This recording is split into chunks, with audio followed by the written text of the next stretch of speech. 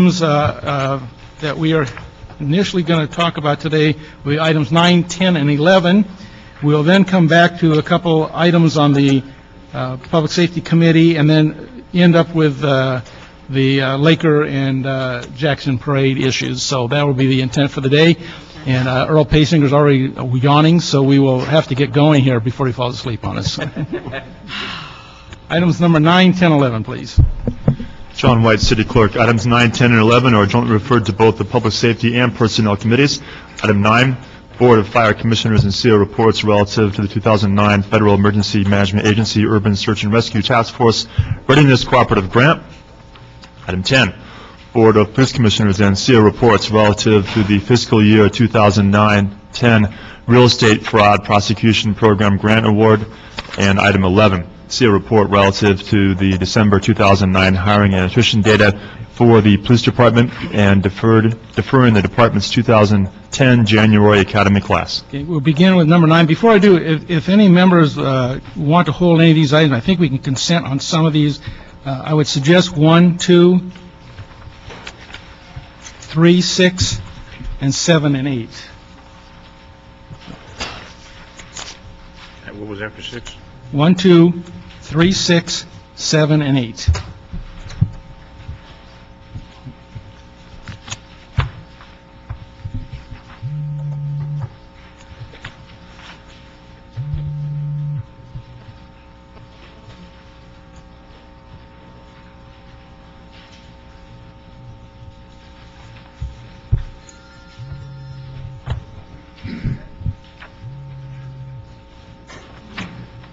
Ms. Koretz, you good with that? Yes. Okay, Koretz is good. I've got, let's hold 3. Zion wants to hold 3. Okay. Breaststroke.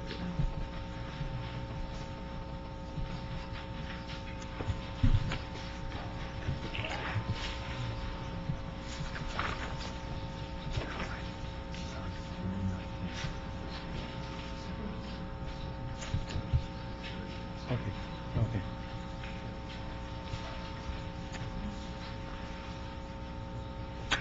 Councilwoman, do you want to Actually, hear any of those are not personnel items. Those are not personnel items. They're not mine anyway. Yeah, so just Perry? Yeah. No, I'm okay. Okay, and Mr. Zine, we already got it, so we'll just hold number 3 then, and that concludes, anyone here on 1, 2, 6, 7, or 8, you may go. Have a nice day. We'll get back to item number 9, please.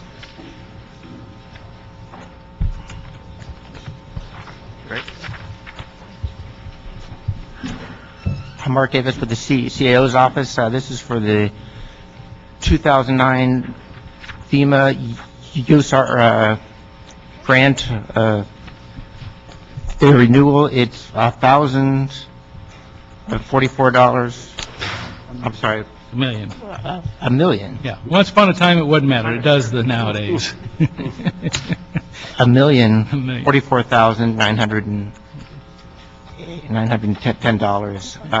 And there's no general fund support for that? It's all 100% grant funded? This is all grant funded. This includes 3 positions, 2 fire captain ones, and one management analyst too. Okay, very good. One of the things we're going to continue to ask, and I know the Budget Committee has been very concerned about, is the general fund support for some of these grant positions. So These are fully this is granted. 100% funded. Very good. Thank you. Any questions? Yeah. Let me just ask, is there any overhead or cap cost in this grant? It looks like it's direct cost. Correct. Okay, did we assign any cap costs? I believe those aren't funded as a part of the grant. That's within the 600,000? 684, is that part, is that direct and indirect? Because it shows it's direct. I'm just trying to, That's direct cost. okay. Where does the cap cost come from? The department is The department's going to absorb that? correct. Let me ask, are you absorbing that? I'm not really sure what we're talking about. The overhead? The overhead costs, yes, the department absorbs those funds. Okay, so these are positions you're getting reimbursed on the salary, the direct salary. The department absorbs, No, the indirect costs, you mean pensions and Please state your name. Edward Bushman, Battalion Chief, Los Thank you. Angeles Fire Department. No, those costs are also included in this. that's included, okay, so it's included in the 684. So in our report, it says direct salary, it should say direct and indirect. Is that accurate? If he's, yeah, if he's saying that, that the grant is covering both, then we would need to add that it covers Okay. the I just want to direct clarify. in, So it's direct and direct indirect costs. costs, plus Direct- there's 364,000 for equipment and for training. equipment and supplies. Okay. All right, thank you. If you could verify that before it comes back to council, we would appreciate that, all right? Any other questions on that? Are these folks all assigned to 88, or are they assigned downtown? They're Fire Station 88. They're all assigned there 88? Yes, sir. And do they have regular duties in addition to the FEMA responsibilities? No, sir, these are strictly FEMA-sponsored positions. That's all they handle is the FEMA program. Where are they housed at 88? In the backside in the warehouse, the management analyst is in the trailers. The two captains have offices in the FEMA warehouse. One is a logistician, and the other is the training officer. So their offices are in the warehouse, the FEMA warehouse. And when they get a call-up, they respond, whether it's local or outside the jurisdiction? If FEMA gets a call out, they will respond primarily to support the team as it goes out the door. We keep our logistician home, and they will support the team, and our grants manager will become the finance officer. And the team members come from different stations throughout the city? Correct. Now, is there any compensation for any of those personnel other than after the FEMA call-up? Is there any financial support prior to the call-up? This grant here covers preparation and management of the continuing operations of the FEMA program. To maintain? If we do get a call out, it falls under a response agreement, and then FEMA will reimburse us 100% for all of the costs to send a team out, including management and admin costs. Okay. Very well. Mr. White, we had a direction on that, is asked that the fire department, as best their ability, to maximize reimbursement during this fiscal year. Yes, sir. Okay, any other questions? That's good. Okay, then we'll approve that with the recommendation of Mr. Park's amendment, and send it to council, and you'll answer that question for us, if you will, before that vote. Thank you very much. Thank you very much. Item number 10,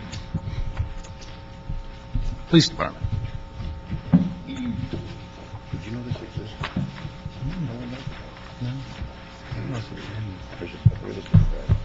And the amount of grant money is dwindled down to nothing. 300. Morning. CAO? Jason Clean, CAO's office. The Los Angeles Police Department is requesting authority to accept the 2009-10 Real Estate Fraud Protection Program Grant Award from the Los Angeles County Real Estate Fraud Protection Fund Committee in the amount of $300,000. Grant funds will be used for sworn salaries and benefits, sworn overtime, travel, training, equipment, and office supplies. The big difference in this report from the department's report is the department originally requested the authority to continue 5 resolution authorities that were created back in 1999-2000 as part of this grant program. Unfortunately, at the current time, the grant award does not provide funding to support 5 positions. The CEO recommends only continuing 1 resolution authority for the Detective 3, which is the subject matter expert for this grant program. Working with the police department has agreed to transition 4 of those resolution authorities into regular authorities. So there is no impact on the grant program. There's no general fund impact on transitioning the positions over from resolution authorities to regular authorities.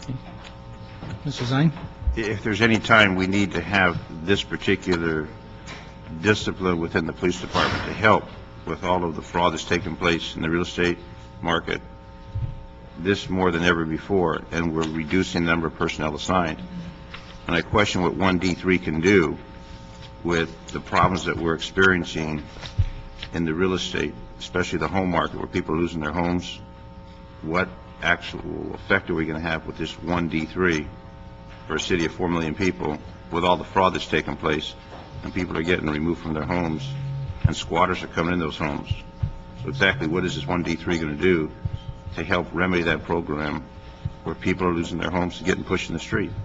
Well, currently, sir, Your identity? I'm Lieutenant St. Pierre from Commercial Crimes. I'm the fraud section OIC, the OIC of the real estate fraud section.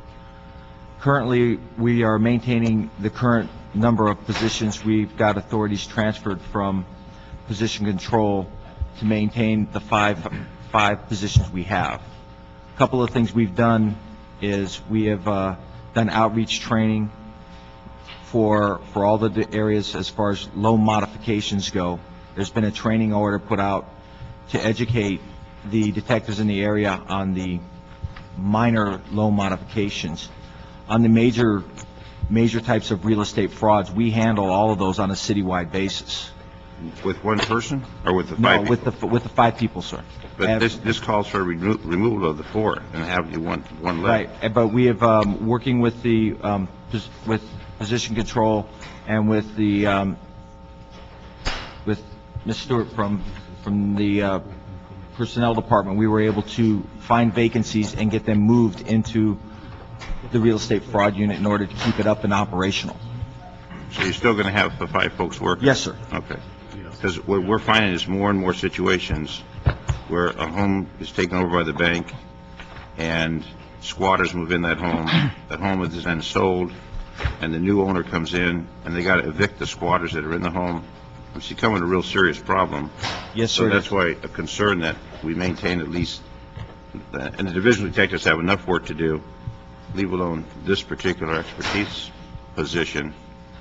So do you feel comfortable that we have enough personnel now to move forward with this, or adequate to address the surface of the problem?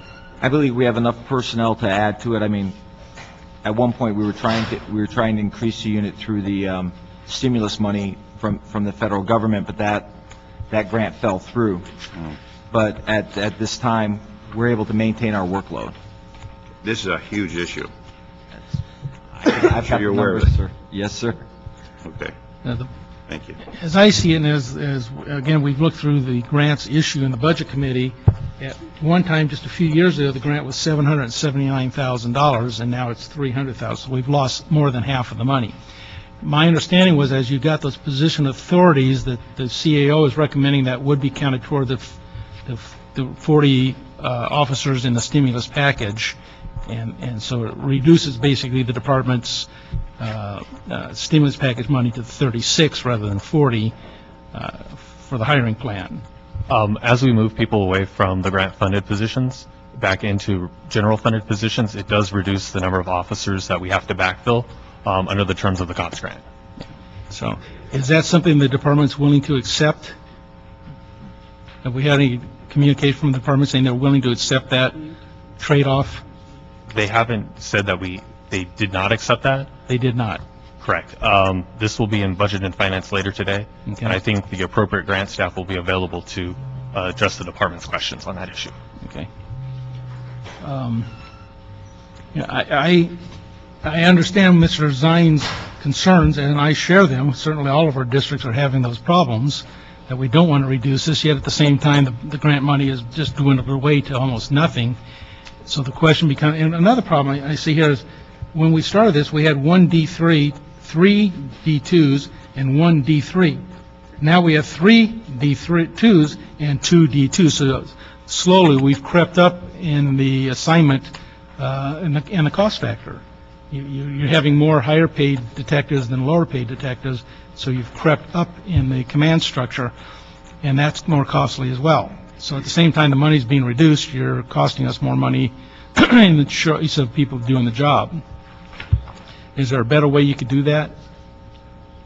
Well, that would be up to the commanding officer and the management of the department. At this time, when I took over, that's the positions we were allocated, were 3 D2s and 2 D3s. Currently, due to shortfalls and people being out, I only have 1 D3 and I have 4 D2s, which works just fine also. Okay. Let me ask the CEO, on the funding, and again, it's kind of like, we're going to deal with this in Budget and Finance, but this report is saying they're going to use 4 unfunded positions. So if they're unfunded, then the only thing they could come from is their operational account.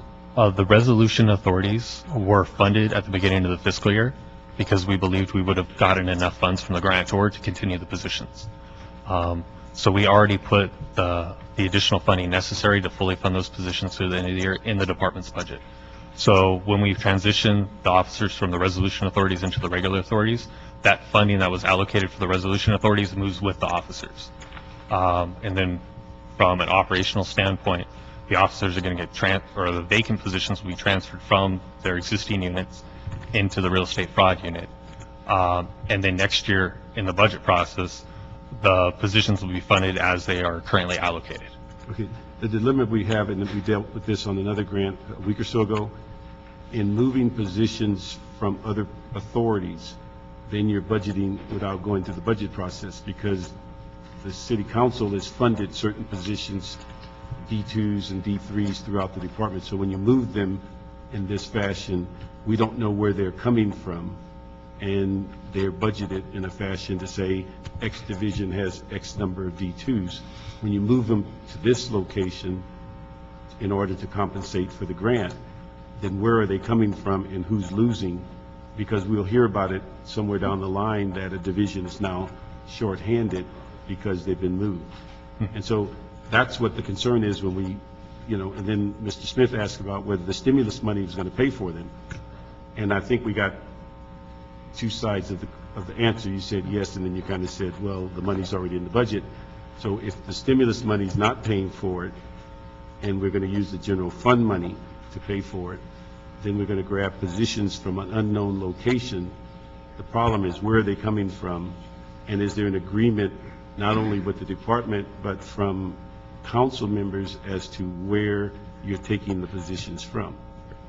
Because if you later come back and we find it's a D2 in homicide in Southeast, then you're going to have a concern from Jan Perry and Bernard Parks if it's talking about taking a homicide investigator from Devonshire. Somebody's going to say, wait a minute, don't take that. So these are the things we need to find out, because you're asking us to approve it on the blind.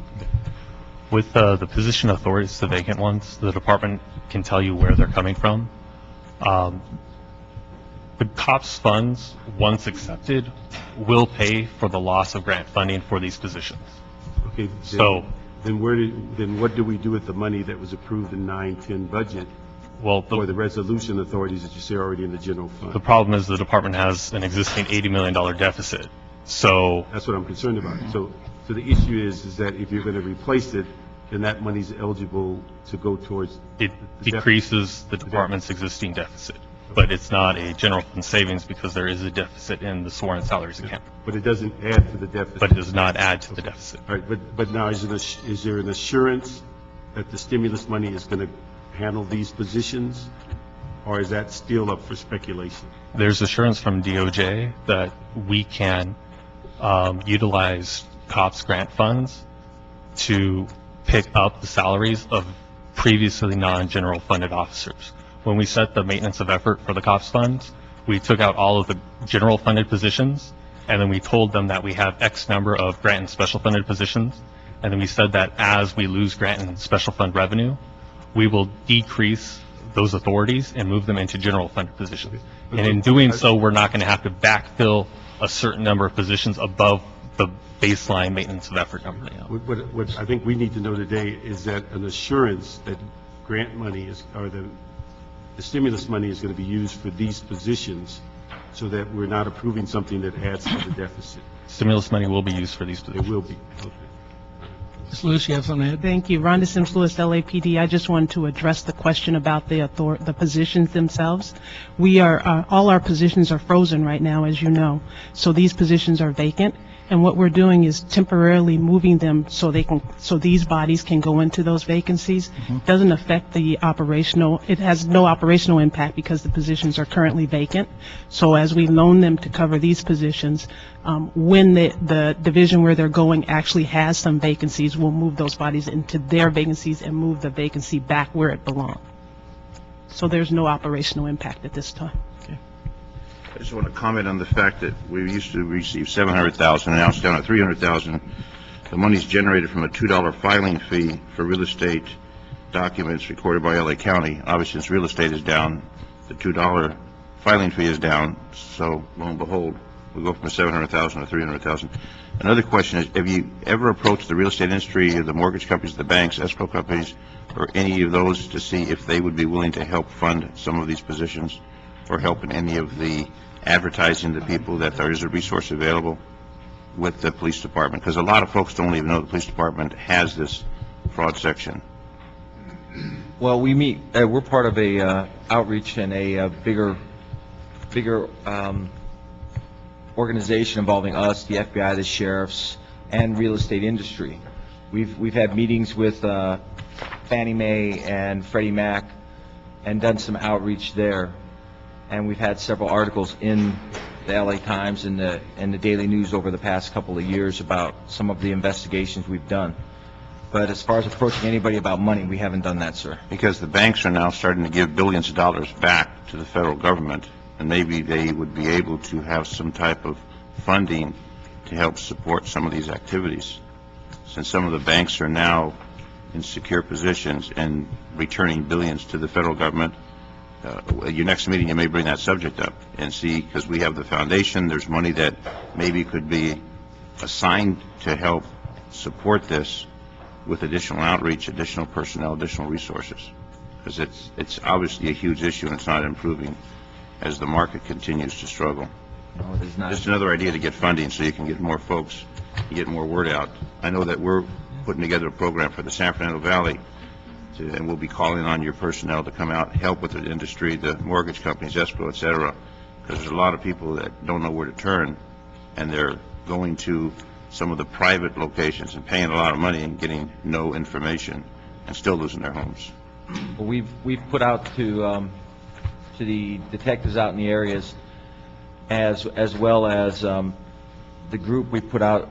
There's a pamphlet that was given by the federal government about mortgage refi and mortgage adjustments, loan mods, and one of the huge things is in those pamphlets they discuss the fact that nobody should be paying upfront fees for loan modifications. And in the city with the new LAMC section, that's one of the other things we are pressing forward to try and get out. Okay, thank you. Okay. Any other questions? Good. And since we are hearing this in Budget and Finance in a few more hours, we'll go ahead and approve the CAO recommendations and pass it on. Thank you very much. That takes item number 11.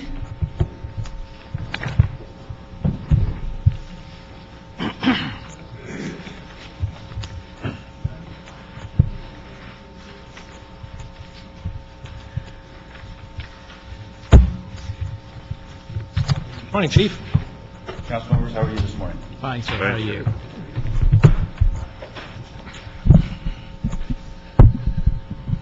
Begin with CAO recommendations, and then we'll hear from the chief. On October 23rd, as part of motion number 21, council directed the CAO, the CLA, the police department, and personnel departments to report back with monthly hiring and attrition numbers. Last week, the CAO's office released a report, and the report had a recommendation that we defer the January class. Since the release of the CAO's report, concerns have come up from the mayor's office and the department that the inconsistencies between the CAO's numbers and the police department's numbers need to be discussed further to make sure that the recommendations included in the CAO's report are consistent with the mayor and council's resolution to hire to attrition. And the question came up of what is attrition and what does it take to maintain the 9963, and whether or not there was the ability to fluctuate above and below that as was in the original budget. At this time, we are not changing our original recommendation, but we are changing the recommendation in our amended report to request for a 1-week stay of the report for the final decision so that all parties concerned can get together and make sure that we reconcile the numbers and have a set of numbers that are going to be consistent from here on, here forward, so we all come to the table, so we can all come to the same conclusion. Okay, let me ask you before we hear from the chief then, a 1-week stay, would that leave us enough time to get the matter to council if we chose to not hire the January class? Sir, Rhonda Sims Lewis, LAPD. We need to make our job offers by December the 18th. By December 18th. So that's 2 weeks, yes? 2 weeks, 2 weeks. It's the end of next week. Yeah, the end of Typically, job offers go out 2 weeks before the class starts, and the class is scheduled to start on January 4th. If the department and everybody wanted to continue the discussion for another week, it would be recommended that we give the job offers with less lead time to the beginning of the class. Yeah, that's, as much as I'd like to do that, that's not fair to the people involved. That's the problem. You need to be fair to those people you're offering the jobs to let them have a chance to make the change in their life that they're going to make. So I'm not so sure. I mean, we can do that. It's just not a good thing to do. I have a problem with that. I'm just not sure we can make the time frame if we were to hear this next week, make a decision, have a placeholder even on the council on Tuesday, and then the mayor have an opportunity to veto it if he chose to, then to respond to the veto. Is there enough time in that? The mayor has If passed. the mayor would passed veto the that action, council it wouldn't come back to council until after the recess. after the recess, so we can't. Recess starts when? Recess starts the Friday, The the 18th. 18th. 18th to recess. Yes. Yeah, so if the mayor sat on it and chose to veto it, you'd do it after that date, and then we'd have no opportunity to respond and take our action. If he chose to hold the action until after the last day of council this calendar, which is the 16th. Okay, we'll let you think about that as we go on. Chief? Council members, thanks for hearing from me today on this. I understand the request for an extra week, but I think that may be counterproductive. The basic disagreement here is whether or not you count people that are on state rate, whether or not you count me, whether or not and even though I may work patrol occasionally, I don't think anybody in this chamber believes that I should be counted in the 9963, and whether or not you count somebody that's on bounce. So I think those are the primary differences. We're willing to, first I'm requesting the January class, and we're willing to adjust its size based on what we think our attrition will be. We have a potential attrition of as many as 65, but judging on our past history this year, we think it'll be more like 40, 43. So we are asking for a class of 32. Projected graduation out of 32 is 26. Small class. We'll try to fill. I'm going to meet with airport police and see if we can round out the class from other budgeted entities. But I think that the best plan of action for the city is to have the January class. Let us work with our attrition, which typically increases, as you all know, in January because it's more fiscally beneficial to people to retire in January. So let us work within that number to stay at the 9963, and I think that even if we have time to talk to the CAO, that we're still going to disagree if they're going to count people that are on state rate that the city's not paying for and that have a very low likelihood of ever being back in the fold. If I can address that, Chief. Yeah. During our previous discussions, and all the time that we discussed this in the Personnel Committee, we talked about people within the department, whether they're light duty, permanent light duty, management positions, executive positions, whatever the case may be, members of the LAPD. We never excluded anyone. And that was an issue that I brought up a number of times. What about the long-term? What about the permanent? Right. They're still all members. If they're on state rate, they're still members of the LAPD. We never excluded until now. We're being asked to exclude those numbers. We've never excluded them. And if they retire, obviously that's a separate category. But we've included you and everyone else with the LAPD who's getting a paycheck. And whether it's a state rate paycheck or an active paycheck, they've all been included. This is the first time, honestly, I've heard, and I've been on personnel for 8 years, that we've ever wanted to exclude any of the bodies. And I think what we're doing by doing that is we're reducing the numbers to assist with the hiring, but with all transparency, we should include everyone. I mean, you have spent a lot of time in the field. As the chief of police, you can still go out and make arrests. Not that you're going to, but you could. So we include those numbers. Your command staff, we don't include the civilian personnel in the sworn ranks, but we do include them in the civilian part, the 3,000 civilians. But until now, honestly, I've never heard of any attempt to reduce those numbers. 9963 was what we've committed to. We want to stay committed to that.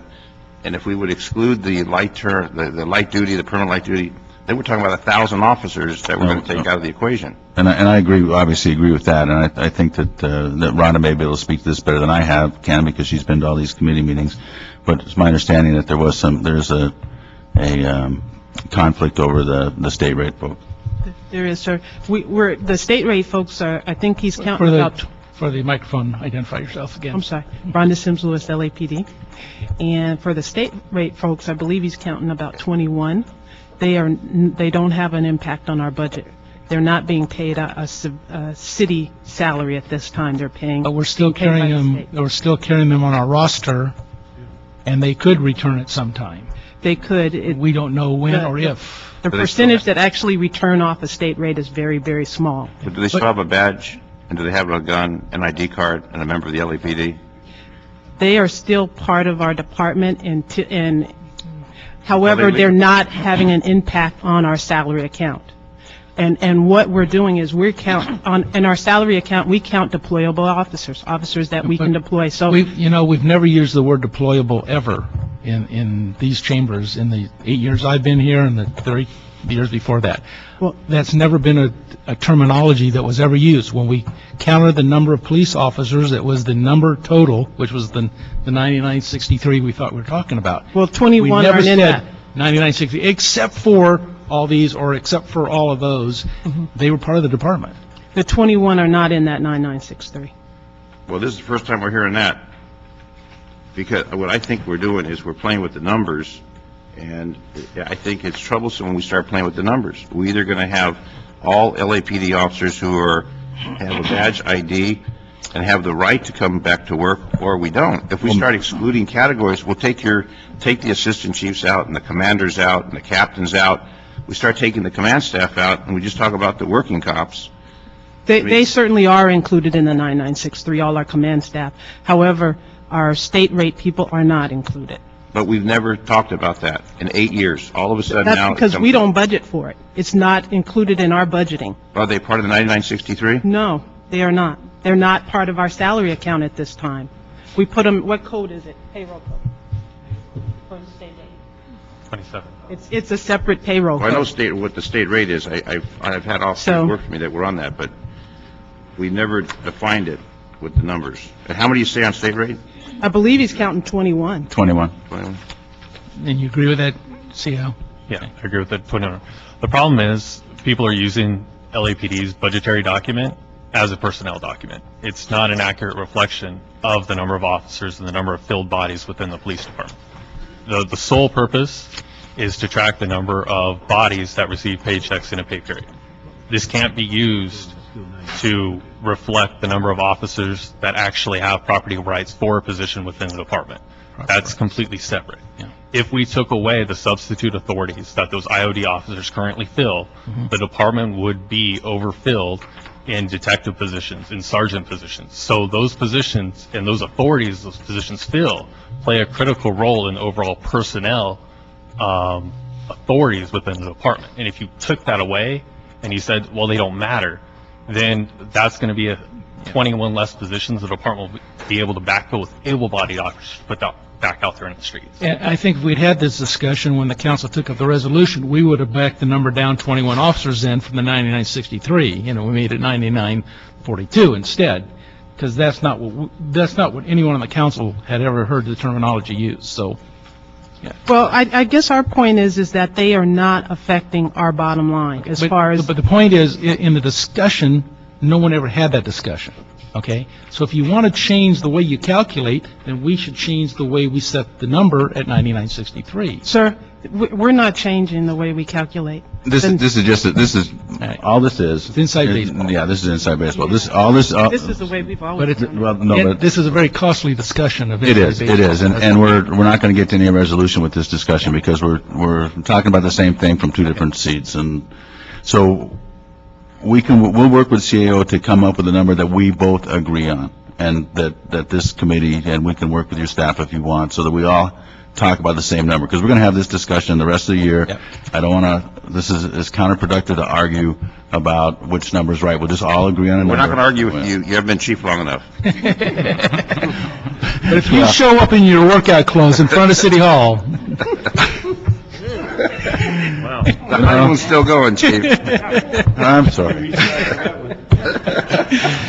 Well, let me know when the time period's up, so, because I have a lot more requests, if we're not going to argue with you. So maybe what we should do is have this discussion and come to an agreed number, so we don't have to do this every time. let's take this number issue off the discussion for the Okay. moment. We'll come There we back to go. that in a minute. I just have one question. Can state rate come back to work? Yes, they can. It's possible, as you know.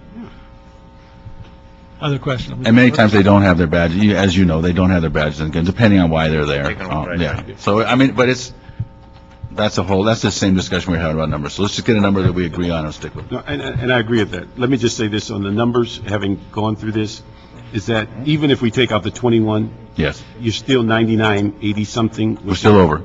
Well Over 24. over what the commitment was. There's a couple of things I think, in having gone through this report, that seems to need to be corrected. I think the department is counting attrition two different ways. One is that when you have a class of 12 classes of 40, you're assuming that people will not get through the academy. Right. And you're assuming that people may not make it on probation.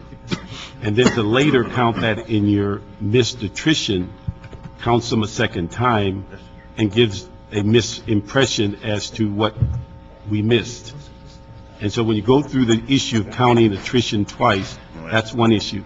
The other one is historically, as a city, we've never funded positions before they left. And so if the number of positions is 9,500, and we're going to put in a class of 40, we would drop down 40, and then we'd bring it back up with the new class. We've never hired people before the people left on the basis, and that's why we get over this 10,000 number, because we're hiring people before on the speculation of what the attrition is versus what the actual attrition is. So we need to not only get an agreement on the numbers, and again, historically, we've always said all those numbers fit in, whether they're on state rate or command or whatever. That was the 99 or 96, whatever that number is, it included everyone.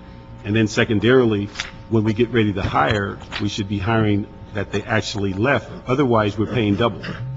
If we're paying people that we speculate are leaving, and then we're hiring their replacement, that's why our budget is out of whack. And so that's why we have to clean up all of those figures as we move forward, and not count attrition twice, because we've already counted that in the classes. To later count them again is basically a double count. How many do we have as of today? How many officers do we have on the LAPD, including state rate, sick IOD, the whole 9 yards? What's your number? Everybody that could, Because I have a number that was given to me Friday. I want to make sure that we're on the same page. It's 1010. What we have as our funded number right now is 9987. But that funded number doesn't include me, doesn't include the 21. 21. So if you're going to include those, then it's 10-0 And one unbalanced. and one unbound, so it's It's 10-10. 10-10. 10. 10-10. If you include those state rates, and if you include me, and if you include the one person on balance, that's what the number is. But regards to that, we agree at 9987. Right. Right, we agree that. And I understand Councilmember Parks' point. Our thinking has been on this is that we're going to be at 9963 plus minus the size of a class. Sometimes you'll be plus the size of a class, sometimes be minus the size of a class. But to end the year at 9963, you have to have the flexibility to get ahead of the number at some point, with the realization that we're not planning on being at 9963 plus 40.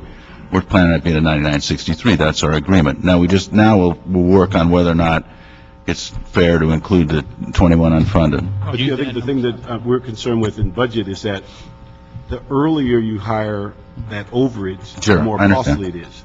I understand So that. to be at 9963 June 30th is less expensive than be at in February and March, because we're paying during this year. So we're asking over a 4-class period that you judge it closer towards the end of the year to bring it into budget, versus us riding for several months at 99.87 that we're paying And then, basically, at the end of the year, we drop down and we get very little savings. That's why that budget deficit is so large, because we're double paying. We're paying people to be hired, and we're paying people that haven't left. And I think that's what we're asking to bring into those numbers, so that as you move through it, we'd like you to hit that number Later. class in June. That's right. As opposed to writing 4 months at that level. But, of course, our position is that we want to stay at that number, We agree with you. and stay at that number as much as we can consistently throughout the year, and it's not But if we go over 40, 60, that's a very expensive overage.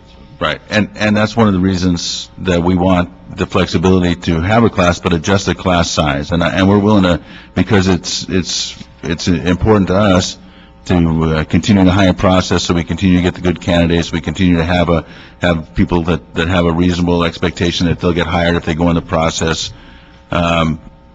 So we're more than willing to adjust the class size. As a matter of fact, we think that's what's appropriate to do to reach these numbers. And that's why we're asking for a smaller class of 32. And I understand all your points, but I know that you understand mine also, that our goal is to keep the hiring piece going, moving forward, so that we stay at as consistent to 9963 as we can throughout the year, not as a high point, but as an average point. That was at least the goal that I thought we all had, that we would support that. Building on what Councilman Park says, if you look at attachment 2, that was the salary projection worksheet from July of this year. Currently, projected deployment was at 9,926, which is below the 9,963. Right. So they were only budgeted to be at 9,926 officers now. So the 71 officer difference is over budget. And because we've been over budget for the entire fiscal year, that has diminished the availability of funding for academy classes. If you follow that train of thought,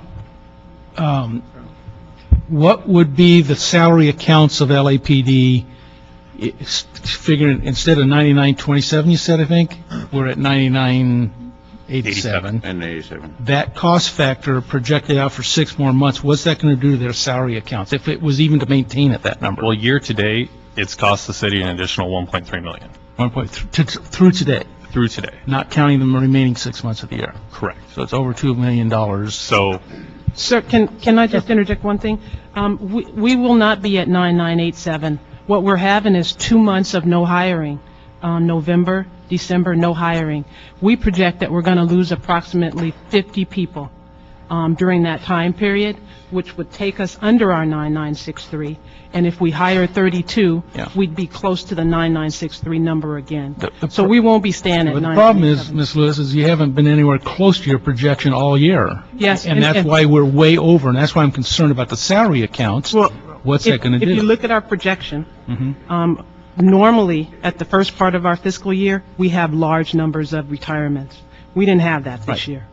If you look at the second half, Mhm. our projected attrition is much, much smaller, in the teens. We were up in the 30s in the beginning of the year, in the teens. So we believe we're going to kind of level off and get closer to our projected number coming through the end of the fiscal year. That's why we're projecting about 50 to leave between now and January. Yeah, but again, I'm concerned about the salary cost, because as that slope reaches the end of the year, and you may catch up or you may not, you've cost us a lot of money because you front-loaded the cost for a whole year rather than a few months. Well, So an error early in the year costs a lot more money than an error at the end of the year. well, we will save $1.3 million if we do as the chief said and hire 32 instead of 40.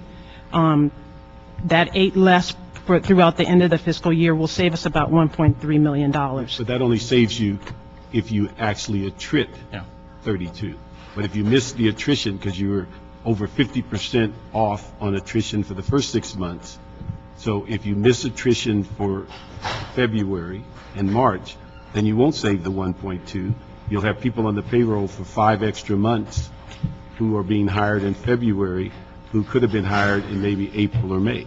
We actually projected that we'd lose about 65 people between now and January. We've lowered that projection to 50. And like I said, at the beginning of the year, our projections were much bigger because normally we would have a lot of attrition. We did not. At the second half of this year, our attrition numbers are much smaller. So we think we'll hit those numbers. But I think, again, as I said earlier, we historically have never hired on a projection of attrition. We've hired when the attrition occurred. And so the issue is if you're projecting and we keep hiring and we keep missing, it's very expensive. And even if you stayed within the overall numbers, I think, what is the CO, we're, how many millions over the budget now? 1.3. LAPD? Right now, it's 80.3, and that includes, $80.3 million that we have to fill between now and June. So any dollar we can save between now and June is less deficit.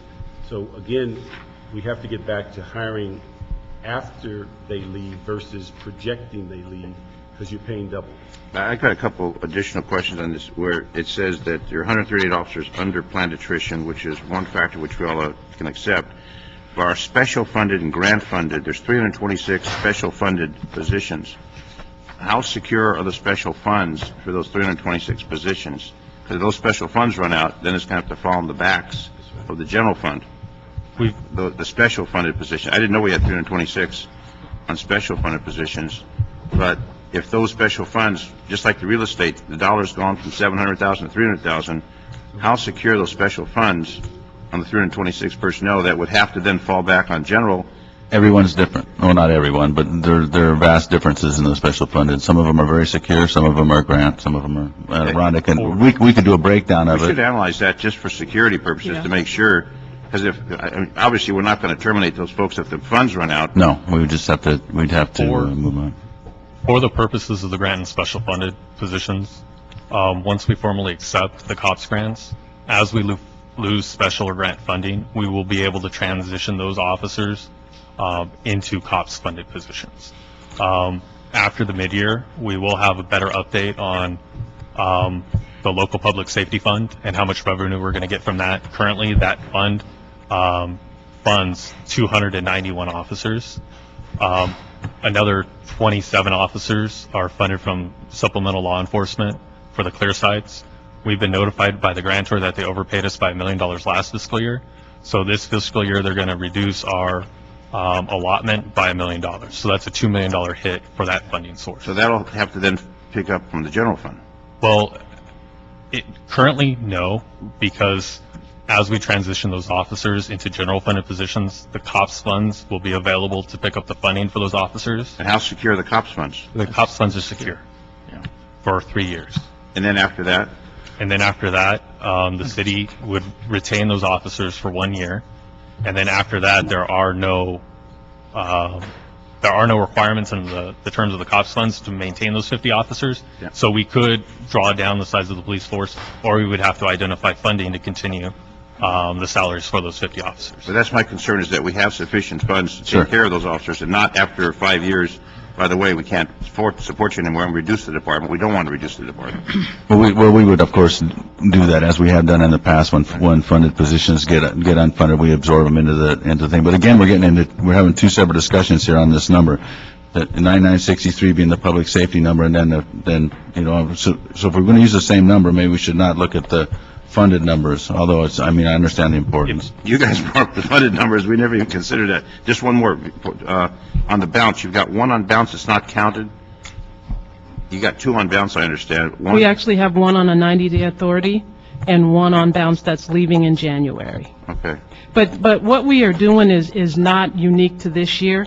The only thing that's unique to this year is the fact that normally our attrition is lagging behind what we estimate, and is ahead of what we estimate. Right. And in this year, for the first time, it's lagging behind what we estimated for a whole lot of reasons that I'm sure you understand. Right. So every year we make adjustments to the sizes of our class to help us balance our budget. Yeah. And for the 4 years I've been doing this, we have never gone over budget in our salary account, and we don't intend to this year either. We intend to balance this account. And another thing you should be aware is that we are not backfilling promotions or upgrades, and that hopefully will help us have some savings also by the end of the year. If I could draw your attention to attachments 3 and 4. Attachment 3 was the salary projection worksheet that was issued on 11/25. That shows the deferral of the January class, and it shows a projected year-end deficit of $84.7 million. Now, if you look at the one that was released on December 4th, that adds back the January class, and that increases the deficit to $87.4 million. Are those projections based on Ms. Sims Lewis? Yes, they are. Projection for attrition? Correct. Okay. Thank you. Mr. Kretz? Yeah, I don't have a question. It's more just some comments. I assume that everybody here, maybe everybody on the council, maybe a couple would disagree, recognize that running a deficit for the LAPD of over $80 million a year is not sustainable.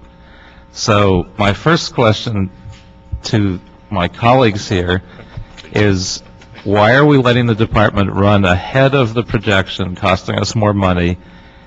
And why are we so worried about this figure as if it was sacred if we finished 5 officers below and ran below the whole year and actually earned back a couple million of those dollars instead of digging ourselves in a hole? Why would we not be looking at that?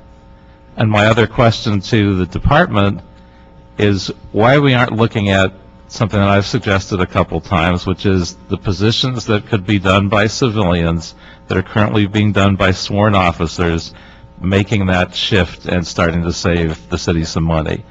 We would reduce ourselves a little further from the sacred number of 10,000, which I think is important in some people's view for PR purposes, but the fact is, if you cut 100 officers off that sworn list and replace those jobs with civilians, you'd be doing the same work, but you'd be saving some money. Why aren't we talking about that rather than trying to cost ourselves more money every month with this deployment?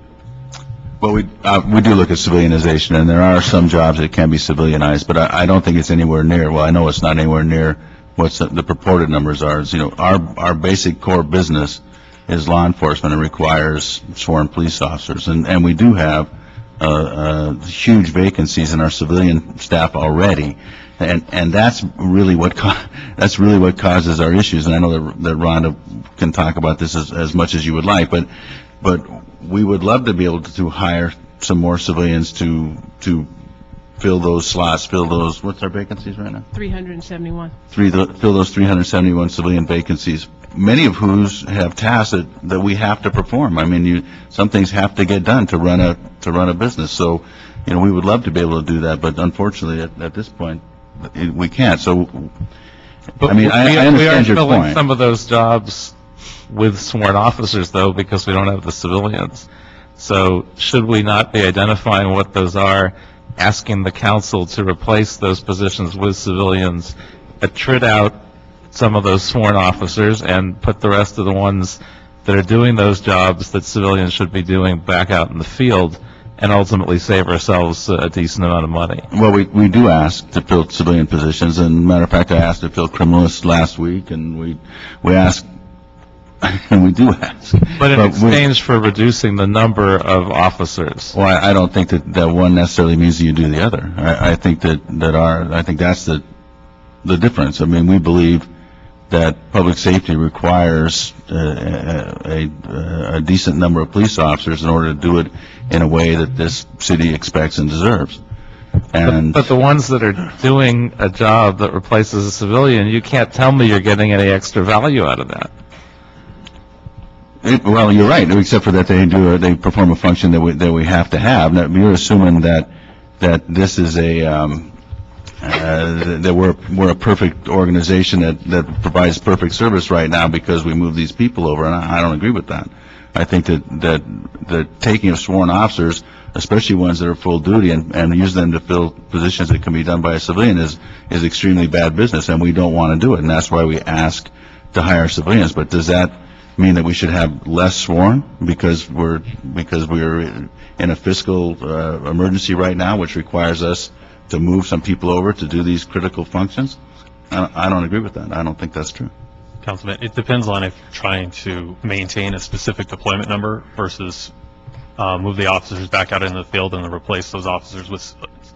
From a budgetary standpoint, there's only savings with civilianization if we transition those officers back out in the field, reduce the hiring by the appropriate number of officers, then transfer that money back into the civilian salaries account and allow the department to backfill those vacated authorities with civilians. That will create a savings. But if the department... I think that's exactly what I'm suggesting. That's what you're suggesting. But if the department's held to maintain the 9963 number and there is no deviation from that, that will cost the city additional money because the department will then go ahead and backfill to replace those officers that have now moved in out of the civilian authorities, and then we pick up the salaries of the civilians on top of that. And that would be exactly what I wouldn't be suggesting. I think you'd get the same effectiveness and save a lot of money by the first option that you suggested. And I really think we should be talking about that. Thank you, Mr. Koretz. Ms. Perry? Any other questions? If I could have, excuse me, Ms. So would you come forward for just a moment and ask maybe Ms. Simslus if she could give her seat? Question dealing with timing. Again, the last item, if we were to allow the discussion to continue the next week, which I think we have to, on how we calculate the numbers, what are our options as far as the January class goes? Do we have to take an action today to council this week? Well, Mr. Smith, I think you indicated earlier, with regard, if we were to wait a week, and considering that offers would need to be made mid-December, it wouldn't give the council time to actually consider a veto message if the mayor were to bring one in. So with regard to this report, it makes it difficult to actually forestall the January class if offers need to be made December 18. Could the council, and the issue obviously is we're concerned about the mayor's position, could the council, this committee and the council take an action this week to say no January class, but pending action on Tuesday, if we can figure out this number issue, that they could then withdraw that, and Yes. we would not have to worry about the mayor at that point? Yes. If the action were to amend this report to say no January class, and if there was a decision to be made to have a January class by the time this gets to council, it would basically permit LAPD to do that. I just want to address one thing that I was hearing with regard to the 9963, that I hate to continue to talk about that 9963, but just bear in mind that when the budget was put together, we always anticipated the 9963. The budget was based on 9963, so it never included the state rate police officers to begin with. So to the extent that they were never included to begin with, it's actually a net zero. We always intended 9963, and it never included state rate. And LAPD is correct; it doesn't have a budgetary impact. But so if we were to compare the numbers at the beginning of the year. It was actually, and CAO can correct me, but the way I understand it is the budget was always based on 9963, no matter how many people were on board with regard to the state rate. Right. The funded level was based on the 9963. To begin the year at 9963 and end the year at 9963. The police department hired a class at the end of June, and they did not start getting paid until July. So you'll see a fluctuation in the number of officers between, July 1st and July 4th, which was the end of the first pay period. The real question is, what are we backfilling to? Are we backfilling to 9963 budgeted positions, or are we backfilling to 9963 total positions, bodies filled? And the second point I wanted to make as well, the CAO does have an attachment here, attachment 2, which is the budget, what the budget was based on. And while we talk about the 9963 as sacred, if you look at how the budget was calculated, there was always expectations that there would be fluctuations in that 9963. There's always the greatest amount of attrition in July and August. So if the intent were to stay in 9963, we would have actually had much larger classes in July and August if the intent always was to stay at 9963. So if you look at attachment 2, you will see that the budget was based on anticipated expected fluctuations, which actually dropped below 9963 during the course of the year, but ending at 9963 at June 2010. And we've been very precise in the last year or two trying to end the year and correcting those last classes numerically to do that. Right. The trouble is we're a little out of kilter further up into the year this year than we have been in the past, I think, where we get into the January, March timeframe, and then we see the fluctuation problem develop. So we've corrected it later in the year. This year, we're looking at a midterm correction midway. Right, and Mr. Parks is correct, because we were technically overemployed based on, how we calculated the budget. it actually puts the salary account at a greater deficit, greater than the $129 million shared sacrifice. It actually has increased that number as a result of being higher employed during the initial few months of the year. I think at the end of the day, if CAO and LAPD were to look at the numbers, regardless of how it's calculated and regardless of what is found at this point, we will be overemployed by at least 60 positions between now and January. So what is your recommendation then? Our recommendation, actually, I saw the CAO addendum report. We would actually concur with the original recommendation, which is to defer the January class. Of course, you can include these additional recommendations that the CAO has made with regard to working with the LAP to come up with a single tracking method. However, I would point out that the recommendations contained in the latest CAO addendum is actually somewhat contradictory to your prior action on this matter. Your prior action on this matter actually indicated that the council, through the Public Safety and Personnel Committee, would actually consider hiring plans on a monthly basis to look at the actual attrition, to look at the actual hiring, to see what actually happens in order to make a determination whether to go forward on the next class. Right. And so that's always been predicated on our understanding what the number was, and that's where the problem is. So today, your recommendation is we not hire a January class based on the numbers. And if we can come to an agreement in the next week, we could always reverse that and not have to have a concern with the mayor's office vetoing it, not having at the time to fix it then. That would be the CLA's recommendation, yes. See, our goal with this joint meeting between the Budget and Finance personnel and Public Safety is to expedite this process for the police department so we don't belabor it for an hour discussion on the numbers to say, we're at this number, are we going to do a class or we're not going to do a class? Just say we're all on the same page. And the intention was not to have a lengthy discussion and go through Every month. the hoopla every month to say, what are we doing here, we're doing there. So we're at 9,000 and we're short, so we need to pick up a class.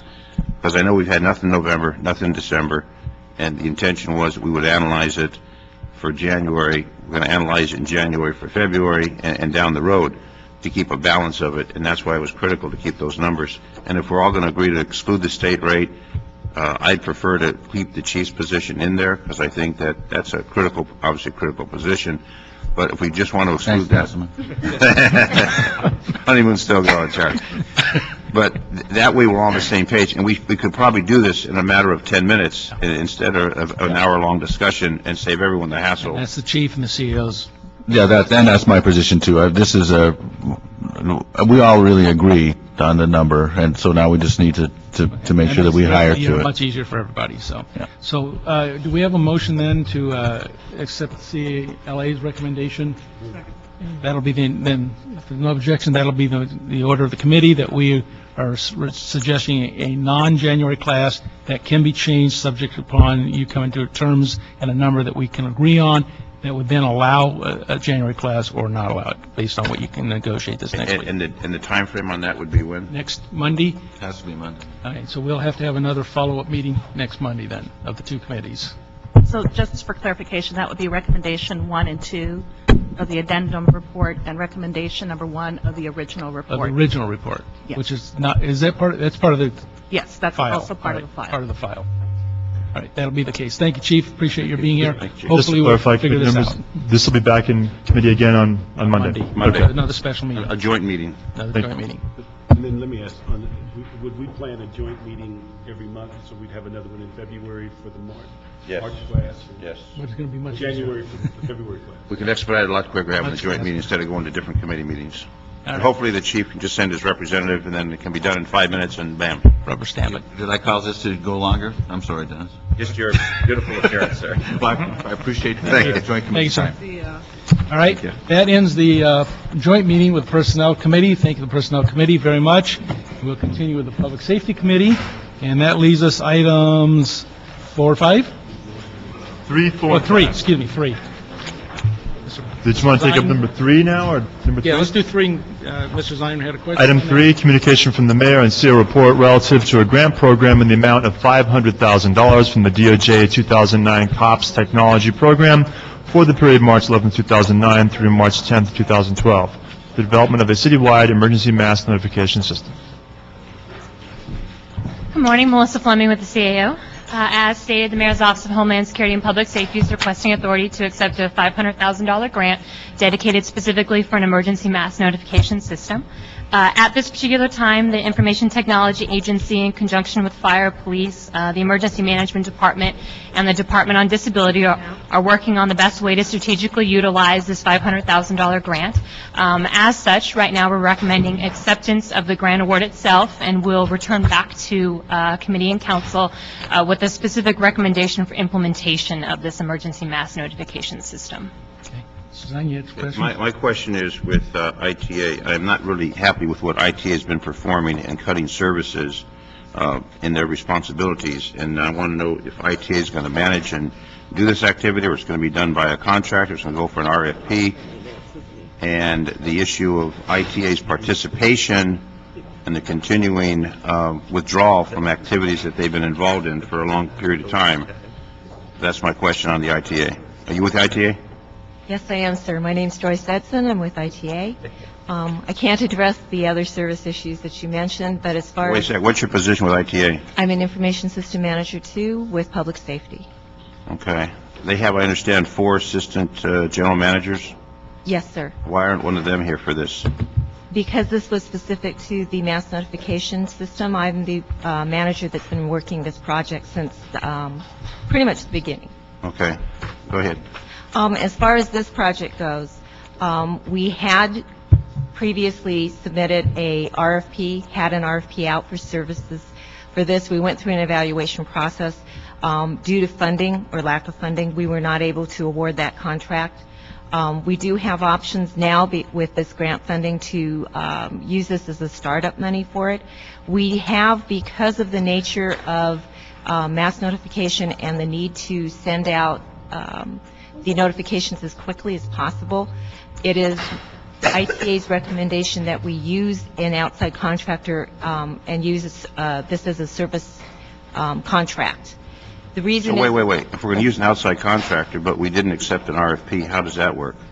What we can do now, because we didn't have the funding, what we did is the RFP gave us the information that we needed for what was out there, the vendors and the methodologies that they used.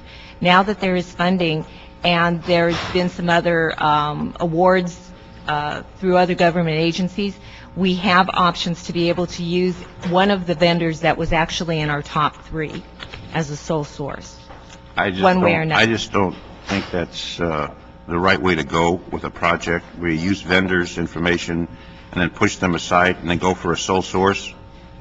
I just don't think that's the appropriate method when you're going to award a $500,000 contract. Well, and ITA has established a terrible reputation with delivering a product, whether it be the alarm system or the other activities. They have really fallen short, and I think a sole source contract on this really troubles me with what ITA has been developing, to give it to a sole source, not go through an RFP, not go through the legitimate process. I think it really stinks what they're doing with this. I'll be very candid with you. I'm unhappy with what they've been doing, and this is just one more issue with my lack of confidence in ITA's ability to deliver anything. Sir, the RFP process did go through. It was vetted and it was sat on by multiple agencies, police, fire, EMD, aging, and the CALA was auditing it for us. One of the vendors that was in the top 3 actually was the top 2. Also has a contract with DWP and also has a contract with the LA County Sheriff's Department. They're one of the top lead ones. They're the ones that we are considering doing this because the RFP was already issued and it was closed. It was canceled because of the lack of funding. But now you're going to go sole source. Now you're going to select a person out of that and exclude the RFP process because the money wasn't there. Now the money is there, so now we're going to go select this particular company to manage this $500,000 program. We could do another RFP, but I think we should be fair with the vendors that spend a lot of time and energy, and I don't care which vendor gets it. I just don't think it's appropriate to run these vendors around and then push them aside and say, we're going to go sole source with this. that particular RFP, sir, was actually canceled about 2 months prior to us getting this funding. We had tried to delay as long as we could, and by keeping the RFP process open, and just couldn't, and then found out 2 months after that this grant actually did come in. Other cities have a similar program. Yeah. The sole source vendor they're looking at, they involved in any of those city programs? Yes. This vendor is actually one of the vendors that's being used quite predominantly. I'd like to hear from the other representatives, please. Hi. Good morning. Ms. Gibson. Hello. I'm June Gibson with the CLA. I wanted to offer just a little bit of clarification and some additional information about the RFP process and the possibility of going sole source. There really were two reasons as to why the last RFP was canceled. Number one was because of funding. And the committee may recall that when we released the RFP, it was with the understanding that the RFP would be finalized and an award would be made contingent upon funding being available. That did not materialize when we concluded the process. The other reason is because of the concerns that were expressed by the Department on Disability, specifically with regard to the ability of the vendors to provide a system that would provide for auto detection for the deaf community. The sole source possibility, and this is something that we still need to discuss with the city attorney because the city attorney has not agreed that the sole source option is appropriate.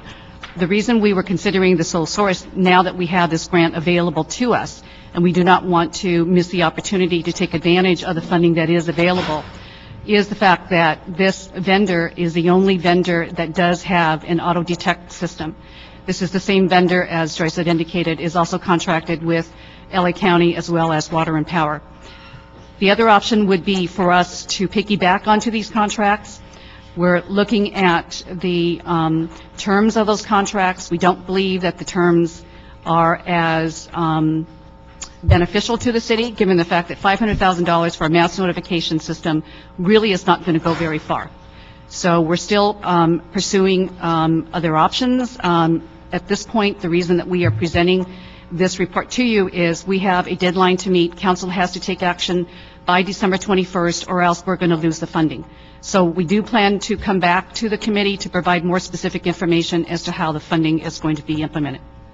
When did we receive notification that the grant was going to be given to the city? End of September. Felipe Perez, Mayor's Office. We received the grant award, I believe, September 30th, Councilman. So it's taken 3 months to come to committee? Took 3 months to schedule. It's not Mr. Smith's fault because he schedules everything promptly. It's taken 3 months to come here. So at the last minute, before the end of the month, we're rushed to do this. What happened the last 3 months? If it came in September, we have October, we have November, and now we're in December. What we were doing before we brought it to you is we wanted to double check and make sure that we had viable options that we could use to spend these funds on. We've been in discussions with ITA, EMD, and the CLA before coming to you. We didn't want to bring something to you that had no work done on it. This report was submitted to the city clerk several weeks ago.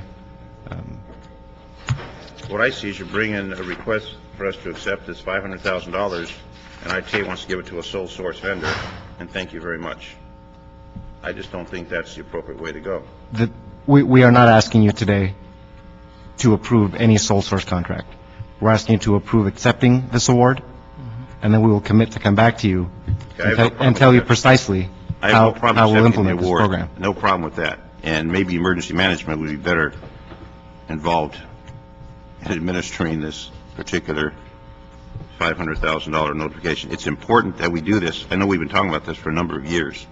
So we're finally getting around to do it. Other cities have this in place. It seems to work very well. We're Johnny come lately on this.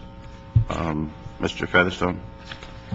Good morning, council member. Good morning, members of the panel. Jim Featherstone, General Manager, Emergency Management Department. EMD will ultimately be the gatekeeper for this system and this process. What we've been doing is working with CLA, Mayor's Office, and ITA to actually work out what's best in terms of the economics. We look at this package at 3 parts: economics, technological issues, and then the actual process itself. We put the lion's share of our effort into the actual process, implementation, activation, et cetera, those kind of things.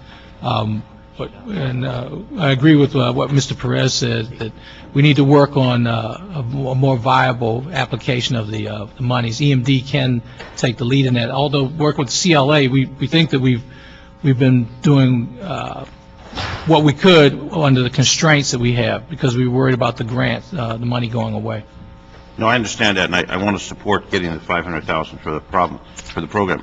But if I look at the city of 4 million people, we have areas, mountain fire districts, fire hazard. We have areas now, because of the rains that are coming. Are we looking at directing this to the certain areas of the city where we have an incidence where something could occur versus the flatlands? Or are we looking at a citywide 4 million residents, God knows how many phone numbers on the callback system? Are we just looking at targeted areas where it would be activated? Right now, we're looking at a system that will, in fact, the ultimate system will still be targeted, because it's not reasonable to have a system that will call 4 million people. And actually, we're utilizing the concept today, because at noon today, we're actually going to do specific evacuations in some of the critical areas in the northeastern quadrant of the city. We aren't going to use the mass notification system per se. We're going to use the same process which we will use when this system is actually put in place. So it will be initially a targeted notification, because lessons we learned from San Diego and also from the station fire earlier this year was that sometimes we can over-notify. So we're trying to be very surgical with the system that we use and the process that we put in place when we actually do evacuation notifications or warnings. Okay, so this $500,000 would go for the hardware, or go for the consultant, or go for overhead? What are we going to get out of the $500,000? That's the reason that we need to come back to the committee after we get more specific information as to what contracting options are available to us. And our first step will be to talk to the city attorney and also to evaluate the terms and conditions of the contracts for the other public agencies that we could potentially piggyback onto. Okay. All right. Well, once again, I have very little confidence in ITA, and I'll be very candid with that comment. Hopefully, the other departments can oversee this to make sure it's done properly, and I'd be very resistant to a sole source on this unless it's thoroughly reviewed and it shows that no favoritism is being played for the contractor who gets this particular $500,000 grant. Okay? Yes, sir. So the recommendation is to accept the grant, and we're going to hear back on their expenditure plan. Thank you, Mr. Smith. Thank you. Thank you very much. And then finally, items number 4 and 5. Ms. Perry, I'll turn the meeting over to you. Okay, thank you very much, Mr. Smith. I appreciate that. And I wanted to ask Mr. Haysinger and a representative from the Chief Legislative Analyst's Office to come to the table on item 4. And while they are coming up, I wanted to make a couple of comments. To put this in context, we were coming off of, as a city, the heels of the Laker victory celebration, and as luck would have it, the next item will accept the $900,000 to the police foundation to cover the cost for the Laker parade in item number 5. But what we learned, I think we learned as a city from each event that takes place, issues of deployment, organization, strategy, and how to work better within our own city departments. I think that the city led the way in the planning and deployment and the security of the public right-of-way outside of Staples and developing the strategy for this. And I think that the city did an excellent job. Now, I want to make a couple of comments, and I want to ask CLA just to maybe make a synopsis of the report, and then Mr. Pasinger, if you will. In the midst of all of this, there's been a lot of drama that's unnecessary. And I just want to say for the public record, after the service took place, I did have conversations with Mr. Lightwicki, as did the mayor's office, about collecting donations to defray some of the costs for the departments that had no overtime budget for unanticipated and extraordinary events. That's number one. It is my belief that as long as there continues to be a threat outstanding of criminal prosecution, I'm fairly certain that there will be no, and I say donation to the city, because threats are not conducive to asking people to make a donation. The reason that I raised that issue, and the CLA will probably raise it again in her report, on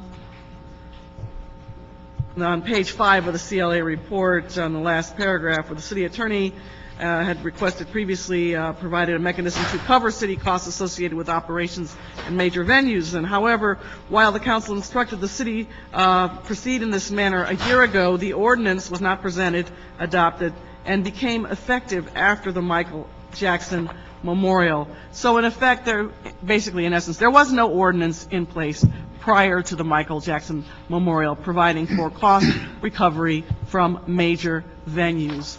So what we're talking about here is a positive dialogue to ask a major stakeholder, which again, in the next item, number 5, we're going to approve them giving us $900,000. So it's not as if they don't have a track record for, being participatory in our city quality of life issues. But when you have a threat of criminal prosecution hanging over your head, that's not conducive to having somebody make a donation. And so as we end today, I'll ask the committee what the committees would like to do, and I'm going to make some recommendations. Do we note and file and see what happens? Do we take the put up or shut up option? Or the put up or shut up option? Like that one. That's option number 2. All right. And one other thing that I would like to highlight, Love Jan Perry. you love me, don't you? Yes. The very exciting and notorious smoking gun email generated by Jan Perry, who was the acting mayor at the time. And it's so exciting that I just have to read it into the record. This was an email that I broadcast out on July the 2nd to all heads of the departments. The services, the planning for the services was well underway by that time. This was a Friday, and Mr. Pasinger can talk about that. What I said was this: I will be introducing a motion on Tuesday to authorize extraordinary city services needed to ensure public safety for the Michael Jackson funeral, then we thought it was a funeral, to be held at Staples Center and the Nokia Theater on Tuesday, July 7. The CLA will be preparing this motion on my behalf on Monday, and to that end, please email to Lynn Ozawa a listing of the services your department anticipates providing in support of this event. To the extent possible, please include an estimate of your costs. This motion, now here's the really exciting part, this motion will authorize street closures. Okay? This is the smoking gun. Please provide a listing of streets and intersections that will be affected. Guilty on count 1. There you have it. What is this? Evidence number? People's evidence. People's evidence, People's number 1. And then, Mr. Chair, if you would put this in, have the clerk put this in. So again, put that into, enter that into evidence, please. Where's TMZ? Yeah, all right. Yeah, that's right. So, well, let's have the CLA, if you wouldn't mind just giving us a synopsis and backing out on the cost, particularly those departments that didn't have budget for overtime. And then I'd like for Mr. Pasinger to please talk about process. That's a pretty tough act to follow, so I'm really not quite sure. Yeah, it was. It was scintillating, wasn't it? Our office was requested to provide a calculation of costs for the event, and we have a breakdown delineated in attachment 2 of our report. The totals were approximately $3.2 million, of which $2 million was for overtime for police services, and other expenses. As Ms. Perry had indicated, this event was driven by concerns for public safety. The LAPD deployed a substantial number of officers for the event because they anticipated that there were going to be a million visitors that were going to congregate around the Staples Center. That being the case, even though the crowd did not materialize on the morning of the event, they believed that it would have been irresponsible if they did not staff for worst-case scenario. Within a couple of hours after the event was underway, the department initiated demobilization. It was estimated at that time that approximately 20,000 and not the anticipated million visitors had actually appeared at the location. On a go-forward basis, as Ms. Perry had indicated, the special events ordinance has become effective.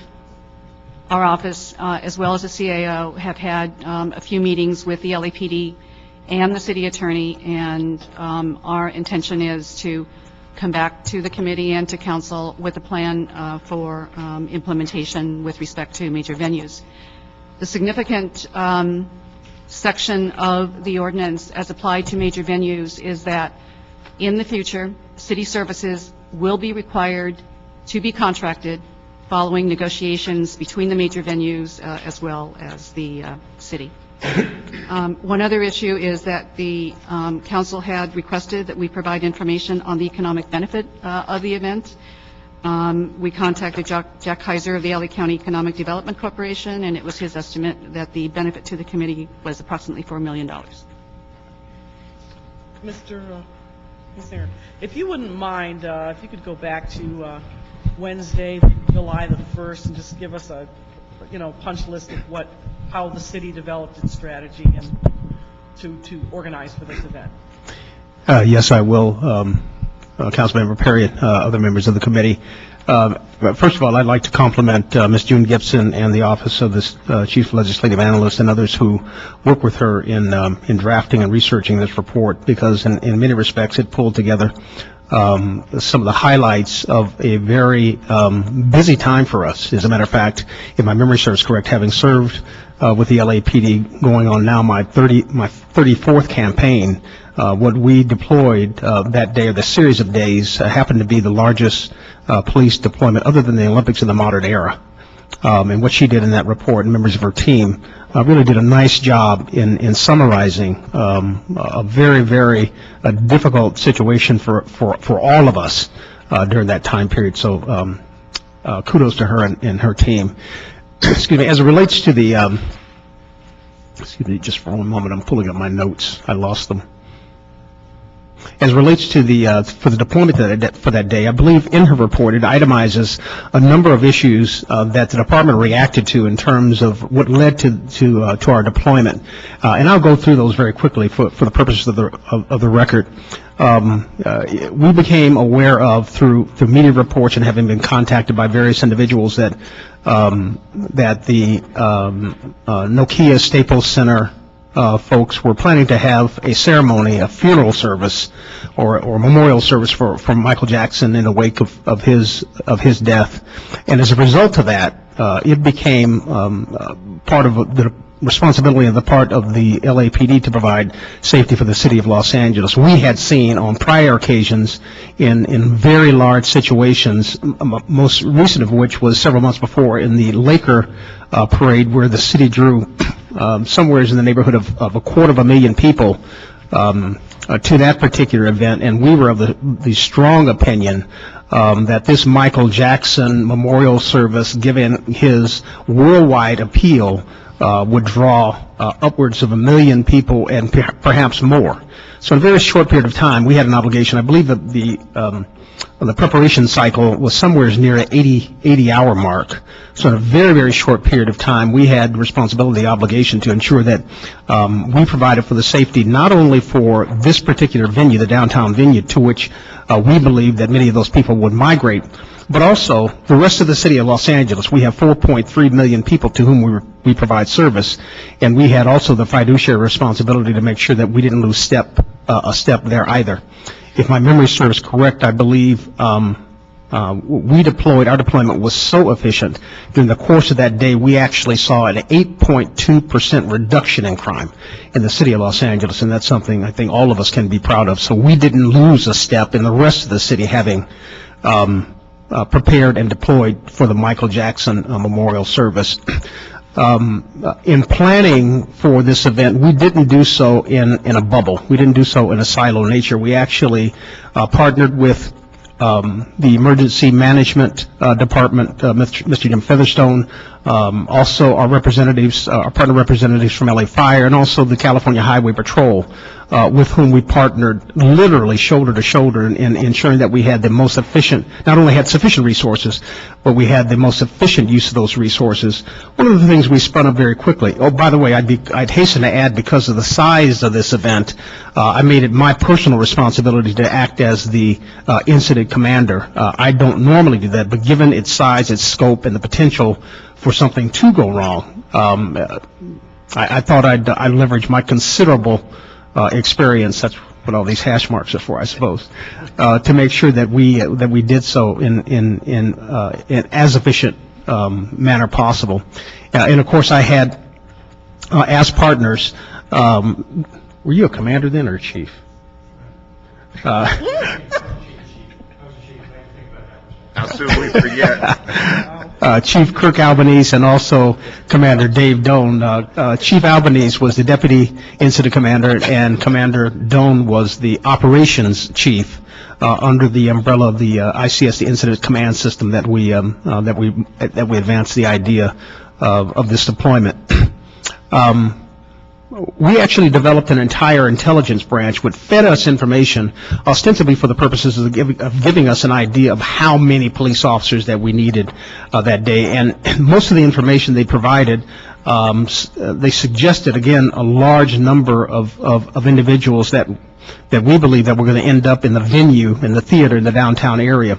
Some of that intelligence that led us in that direction was the fact that the LA Times website itself crashed about 30 minutes after the information became public due to the enormous amount of traffic that was seeking information on the Michael Jackson Memorial. Also, the Staples Center website crashed minutes after the announcement that the tickets will come available for that particular event. Information at that time told us that the Staples Center website received somewhere in the neighborhood of 500 million hits in the hours subsequent to the announcement of those tickets. And ultimately, 1.6 million people registered to receive those tickets. And so that kind of gives you a sense, a very clear sense of the number of people that we believed would potentially migrate down to the city of Los Angeles. We also monitored spontaneous Twitter posts, evidence that thousands of people could assemble down at the Staples Center, and we actually track those kinds of that kind of traffic to try to give us an idea, an intelligent idea of how many people to expect. I mentioned previously, too, that our experience on the night of the Laker playoff win, when we expected somewhere in the neighborhood of 300, 400, maybe 500, we actually got in the neighborhood of 3,000. I was actually watching TV that night and decided to come in myself and assist Chief Diaz because of the thousands of people that spontaneously assembled for that particular situation. Again, that kind of gave me a sense that it was necessary to err on the side of making sure that we had sufficient resources rather than too few. Again, I would remind you the Laker parade that drew 250,000 individuals. Personally, I believe is actually more than that. But judging, as my memory serves correct, there was somewhere in the neighborhood of about 80,000 in the Coliseum alone that has assembled for the final presentation at the end of the parade. There were over 3,000 requests for media credentials for the Michael Jackson Memorial, and we also monitored the traffic that migrated up to the Neverland Ranch. Thousands of people tracked to Northern California, and we believe that too was a demonstrative demonstration of what could happen here. And also the Hollywood Star, the Walk of Fame. I had occasion on two separate occasions to visit the Hollywood area where I saw thousands, if not somewhere in the neighborhood of about 10,000 people line up over the course of several days to actually see and touch and experience the Jackson presence by looking at his star. And we also too see or saw how much it really, the crowds disturbed the public peace at the Havenhurst residence, where over the course of several days there were, thousands of people and media. And so, I could probably go on, but I'll end by just saying that all of these various inputs, not necessarily individually, but certainly collectively, gave us, and we believe that we acted reasonable and prudent, the idea that it was necessary to deploy in the manner in which we did. And I would also note, as Ms. Gibson did, when it became obvious that the number of people that we expected did not show, hats off to Chief Albanese and also Commander Doan, we demobilized somewhere in the neighborhood of 3,500 police personnel within 2 hours. We only had a skeleton crew on board, and so having said all that, I believe that our deployment was intelligent, it was responsible. We worked closely with our city partners, and in as much as I believe that we should come up with a viable and effective and efficient means to ensure that we receive recompense, for the monies that was spent. By the same token, I'm very proud of the work that not only the LAPD did, but also LA City Fire, Emergency Management Department, and all of our partners, CHP, who were present on that particular day to make it the success that it was. Thank you very much, and yeah, you're absolutely right. I was out there that day, and I actually heard the chief, once he had landed, standing out there in the middle of Chick Hearn, talking about rolling back on the deployment. So what I wanted to know, is it safe to say that the city, LAPD, working in a coordinated fashion, led the way in developing the strategy to secure the public right-of-way as a consequence of this event? Yes. And that we were the ones who were driving the train in terms of making sure that the public was safe and secure? Yes. Mm-hmm. And on the right-of-way, the perimeter, the public space outside of, in or about the Staples area?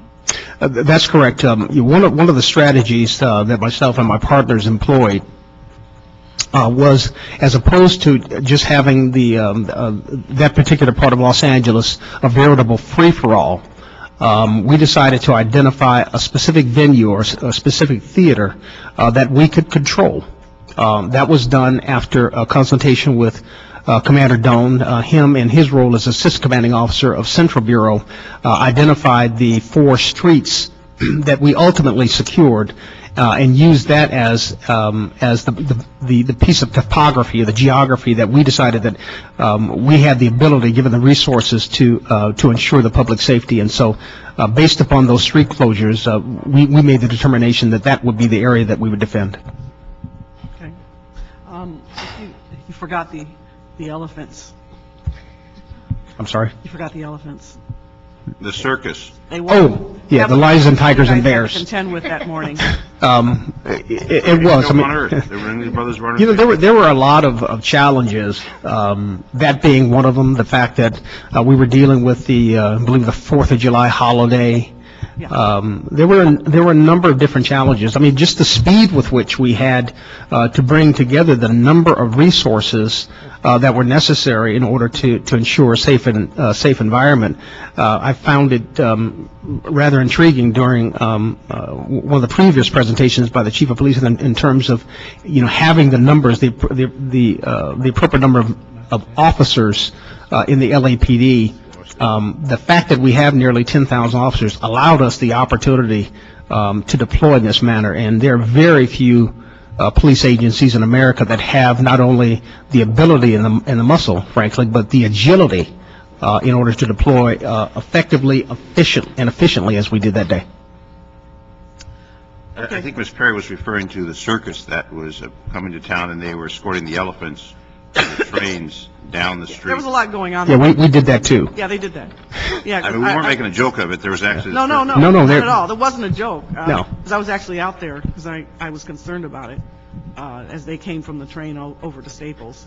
The Staples Center was contractually mandated to prepare for the circus that they were having in the days that that followed the Michael Jackson Memorial. And not to coin a phrase and not to be flippant, but the show must go on. And so we had the responsibility, as we have done in the past, to ensure that we facilitated the movement of all traffic, including in this particular instance some of the show animals. Yeah, you did a good job. Thank you. I just wanted to conclude or wrap this up, if you don't mind, Mr. Chair. You know, hindsight is a powerful tool, and many people enjoy the luxury of hindsight, but I would say that given the uncertainties and the many moving parts that the city faced and the potential for great liability, again, coming off of the heels of the Laker celebration/riot, I think that the departments involved acted reasonably and responsibly. The fact of the matter is that we didn't have the new special events ordinance that requires full cost recovery in place at the time of this memorial. That was adopted in September 2009. This took place in July 2009.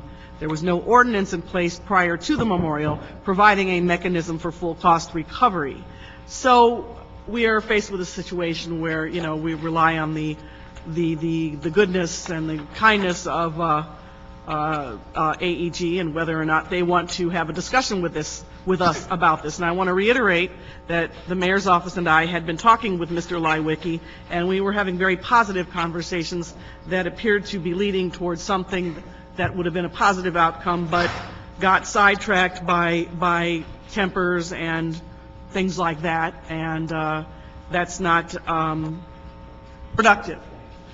I feel confident that at some point, if the threat of criminal prosecution is dropped or acted on, one or the other, we may be able to resume those discussions. I would ask that the committee sanction, since I do represent the area, working with the mayor's office, that the mayor's office and myself work to revive discussions once the issue of whether criminal action will be filed or not. But it has to be resolved first, then we can proceed with discussions, because you can't have one with the other. Otherwise, it looks like some form of inappropriate pressure that is being exerted, and I certainly don't want to be a part of anything like that. And I would recommend that we just note and file this report today, and then we will, unless somebody wants to ask the city attorney to exercise my option 2. And you know what that is? Yeah, let's put up a shut-up option. Yeah. Okay. We can note and file it. And then I would recommend that if we do want to, at some point, get, and it's a donation, it's not a reimbursement, so let's be precise in our language, because there was no ordinance in place at the time, so it would only be a donation, that if we were able to get that, that's what it would be, that you would allow me to do my job, along with the mayor's office, and that we eliminate any side or peripheral conversations which cause more chaos than results, to allow us to pursue this once the legal issue is resolved one way or the other. Okay. And this should end with a note and file today. Thank you for that. Now, Ms. Gibson? Yeah, Mr. Chair, I'm sorry. Our recommendations 1 and 2 really relate to the acceptance of the donation. So if I may suggest that the committee Yeah, I'm sorry. adopt recommendations 1 and 2, and then include the additional motion as amended by Ms. Perry. And note and Yeah, file, right. yes.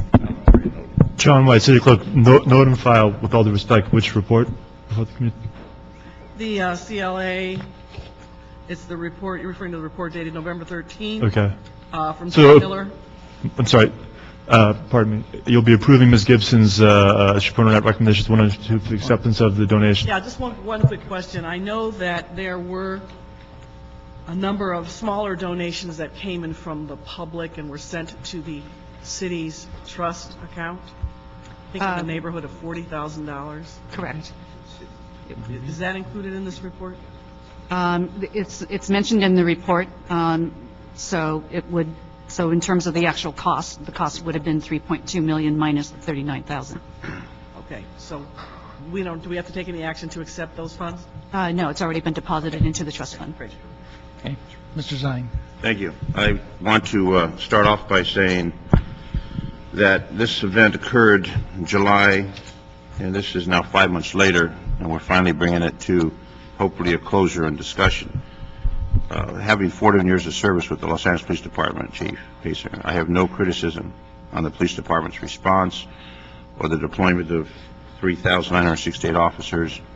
I believe that if you had not done that, we would be criticizing the police department for not reacting. And sometimes you get criticized for reacting, sometimes you get criticized for not reacting. You erred on the side of caution, so I have no criticism for the police department and what the police department, the other city services, Department of Transportation, Sanitation, et cetera, did on this particular situation. Following this situation, the mayor said the city should pick up the tab. Councilman Perry, who was the acting mayor at the time, asked for public donations. When the mayor returned, he said that no, the city should pick up the tab. I had a meeting with Mr. Lewicki, and we discussed the situation prior to the city coming out with the figures of the expenditure. He indicated to me that he was willing to discuss a financial reimbursement to the city, a donation, however you want to call it, for the contingency fund that was used for the resources that were expended. It was a very cordial meeting, and he was very committed to that. We have not had a follow-up meeting because we're waiting for the city to come up with their numbers. The numbers that have been discussed, overtime versus non-overtime, on duty versus not on duty, and the $4 million to LA economy estimated by Mr. Kaiser. I have great respect for Jack Kaiser, but the fact it's an estimated number. And if it's $4 million to the businesses of Los Angeles, that's great to help the businesses. That doesn't help recoup the dollars for the city of Los Angeles and the expenditures that were done on this particular situation, which was more than a memorial service. It was an event promoted by Staples. In all due respect to Mr. Jackson and his sad death, untimely death, the fact of the matter is it was more than a memorial service. The dollars, I believe, AEG Staples is willing to contribute to help the contingency fund, which is a positive. I know the city attorney has an investigation going, and I know Mr. Pete Echeverria is here. I don't know if we need to discuss that matter with him in closed session, but my concern has always been that we receive the compensation back to the general fund, since the general fund's already in a deficit, and then we go on the record saying we're not criticizing the police department for doing what they need to do. Protect and to serve is the mission. They did that mission. The estimates were very, very large. I, like many people, submitted a request for a ticket to that event, which gave that operator the ability to capture email addresses. Thousands and thousands of email addresses captured. I subsequently got notified that the movie was going to be coming out. So there's a marketing tool that was part of this for them. They marketed it, and that's fine and dandy. They're in business to make money, and I show that that's capitalism, and I don't fault them on that. But my whole focus on this has always been the city expended a lot of resources, a lot of money, that we should be receiving those dollars back. Not make a profit, but help defer the cost for the police and the other services that were provided. So I have no problem with Ms. Perry's receive and file. I do know that the city attorney is here, the representative, Assistant City Attorney Peter Chavarria, and I'd like to ask if he wishes to speak in open session, closed session. I, like Ms. Perry, would like to have this matter settled once and for all. It's been a number of months. The cloud doesn't need to linger over AEG Staples, which obviously operates a venue, employs a lot of people, pays a lot in taxes. They don't need the cloud over, and we need the money back in our contingency fund. So I would ask Mr. Pete Echeverria from the City Attorney's Office if he has any comments on this, and then we can then take appropriate action. I think, excuse me, I think the motion by Ms. Perry is appropriate, and other than that, I wouldn't have anything more to say. That's fine with me then, if we can, I will second Ms. Perry's motion, but I wanted to make sure that your office was heard. That's unnerving. Again, let's just frame this within reality. We didn't have a motion, we didn't have an ordinance in place for full cost recovery. That ordinance was adopted in September 2009. This took place in July 2009. The police department is coming off the heels of Laker incident and trying to be extra cautious. The police department worked with other CHP, other city departments, EOC, to make a good, sound, reasonable, what they thought was a realistic plan based on advanced numbers they were getting not only through the internet but through ticket sales and basically worldwide reaction. I for one was pleased that we were extra prepared and that we had no incidents, and as soon as we as a city realized that things were going very well, the rollback or drop down of the deployment scaled back. I know I was there, I heard it, I saw it. So again, we're faced with the sword hanging over AEG's head. I do not, and I want to say I do not expect that AEG will do anything while the threat of prosecution is hanging over their head. So I will continue to work with the mayor's office to have conversation with AEG for a donation, but while the threat of a criminal prosecution is hanging over their head, I don't expect our conversations to produce anything of substance. So with that, and maybe we could ask Mr. Pete Echeverria if he has any comment on that concern. I don't. Other than I'm part of the civil branch of the office, I can't comment on the criminal side and their investigations or their actions. Well, my concern has been from the get-go that the city receive the dollars back into the fund for the next situation, which may be because of the rains that are coming.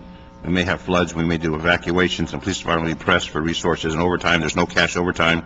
But the police department, we know the city is strapped for dollars. My concern is that we get these dollars back, and I want to make sure that, and I understand Ms. Perry's concern in my conversation with Mr. Wicke, they don't want this cloud over their head. They shouldn't have this cloud over their head. So the city attorney has an investigation. Is that investigation going to be brought forward to the council? Is it going to be closed? Is it going to be reported to the media that there are criminal charges, are no criminal charges? It's a civil matter. We're going to let the council handle it. I mean, right now, according to Ms. Perry's comments and my conversation with Mr. Wicke, was that there's this cloud that's been generated. Ms. Perry's here and can speak for herself. Well, I'm trying to emphasize. No, don't wrap me into that. No, well, the question is regarding the issue with the city attorney's office and the aspect of the criminal charge or possible criminal charge. Is that going to be removed? Is that going to be pushed aside? Are there going to be is there going to be action taken on that? That's what we're trying to find out from the city attorney's side. And you say you can't answer that. I don't have any information about that. So now we're I think still it's incumbent upon us as committee members.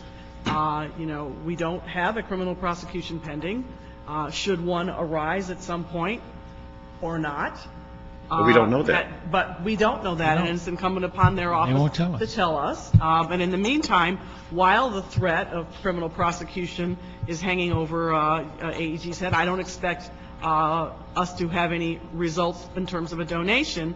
And while I'm going to ask the mayor's office to continue with me as the one who represents the area to continue to discuss the matter, and might I add, no one has the moral high ground on this issue. I think we're all quite clear that we have a deficit. I think we're all quite clear that if there is an opportunity to get a donation to assist us in recovering some of our costs, that would be deeply, deeply appreciated. And I also want to highlight again that prior to the threat of prosecution, Mr. Leiwicki was in the process of raising money for the city, but once the threat was made that they would be criminally prosecuted, that stopped. Okay, well, That will continue to stop until that threat goes away. Then I think it's incumbent upon us to have the city attorney's office come before either this committee or the council and explain, is there going to be a charge or no charge, so we can put that to rest and eliminate that cloud. And if you're not in the capacity to do that, then I would ask that this committee schedule that so we can finally put this matter to rest one way or another. And I think it's unfair for us to have half the package and not to have the full package. And it's been a number of months, and if there are issues that need to be resolved, well, we need to resolve them. Otherwise, if we just receive and file this, that matter is still going to remain unresolved. We need to resolve that. Why don't we go forward with a note and file recommendation of Ms. Perry, with Mr. Zine second, and ask that the city attorney respond to us in executive session on the status of his investigation when this comes up to council, whenever it's scheduled.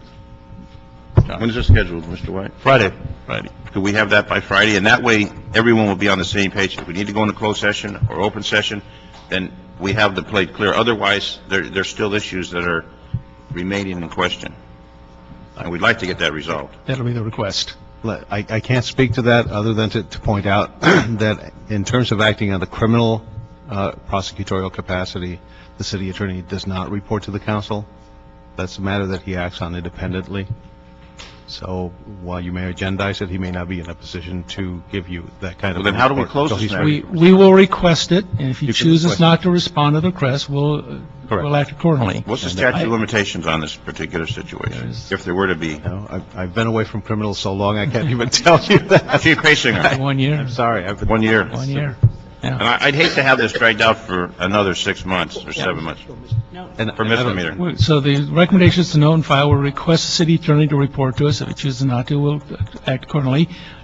For my own personal part, and I've been quiet today, I also want to commend the police department. The last thing I think I wanted today was to have us sitting here and asking what went wrong. And instead, we're saying everything went right because you did what you're supposed to do. Your job is tasked to protect the lives and property of the people of L.A. You did that. You don't ask what it costs when you do that. That's Rhonda's job and others to figure out. That's not your job. Your job is to protect the property and the people of Los Angeles. You did an extraordinary job, and we commend you for that. Is there going to be a ribbon for this one, Chief Paysinger? Yeah. We have ribbons for special events. We've actually discussed. It's going to be a white glove. All right, that's it. With that, also, may I add to the city attorney, I think there's nothing gained by prolonging this any further. We are going to be partners with AEG for a long, long time, and the last thing we want to do is have an unproductive relationship. So I think it's in our best interest to resolve this quickly. Thank you. That'll be the order. Seeing that? That was We did. point 5. We're done. We're done. Okay, are we done? So if there's anyone wishing to speak on an item not on today's agenda, we don't have a card. Seeing none, the meeting's adjourned. What about 6? Approved. On the, On consent. Oh, 4th and 6th. Friends of the Fire Department.